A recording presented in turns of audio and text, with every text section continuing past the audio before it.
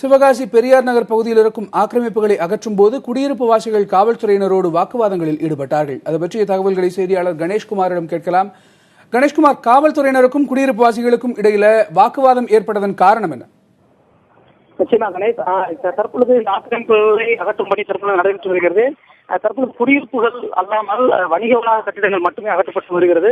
அந்த குடியிருப்புகளும் நடுவில் உள்ளதால் அந்த குடியிருப்புகளுக்கு அருகே உள்ள வணிக வளாகங்களை இடிக்கும் பொழுது தங்களது குடியிருப்பு பாதிக்கும் என்று கருதி அந்த கடைகளை அகற்றக்கூடாது என்று எதிர்ப்பு தெரிவித்து அந்த அருகில் இருந்த குடியிருப்பு வாசிகள் காவல்துறையினரோடு வாக்குவாதத்தில் ஈடுபட்டார்கள். தொடர்ந்து வாக்குவாதத்தில் ஈடுபட்டதை தொடர்ந்து காவல்துறையினர் அந்த வாக்குவாதத்தை கட்டுப்படுத்தும் விதமாக அவர்களை லேசாக தள்ளுமுறையில் ஈடுபட்டு அவர்களை அனுப்பி வைத்தார்கள். கணேஷ்குமார், தற்போது அங்கு சூழல் என்பது எப்படி இருக்கு? குடியிருப்பு வாசிகளுக்கு மாற்று இடம் ஏதாவது வழங்கப்படும் என்பது குறித்த அறிவிப்பு ஏதாவது இருக்கா?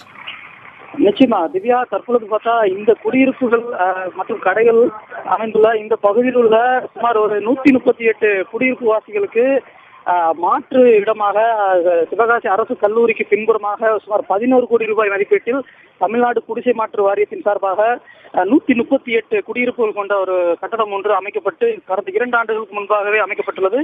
இந்த குடியிருப்புகளுக்கு தாங்கள் செல்வதற்கு தொடர்ந்து மறுப்பு தெரிவித்து வந்த சூழ்நிலையில் தான் தற்பொழுது இந்த ஆக்கிரமிப்பு அகற்றும் பணி என்பது நடைபெற்று வருகிறது. திவ்யா, கணேஷ்குமார், அந்த இடத்துல ஏற்கனவே போலீசார் 1000க்கும் மேற்பட்டோர் குவிக்கப்பட்டிருந்தார்கள் என்றெல்லாம் தகவல்கள் சொல்லியிருந்தீர்கள்.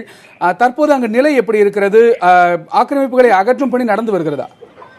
நிச்சயமா கணேஷ், தற்பொழுது ஆக்கிரமிப்பு அகற்றும் பணியானது தொடர்ந்து நடைபெற்று வருகிறது. அதாவது இரண்டு பிரிவாக பிரிக்கப்பட்டு 2 ஜேசிபி பொக்லைன் வாகனங்கள் ஒரு பகுதியிலும் மற்ற 2 பொக்லைன் வாகனங்கள் மற்றொரு முனையிலிருந்தும் இடிக்கப்பட்டு வருகிறது.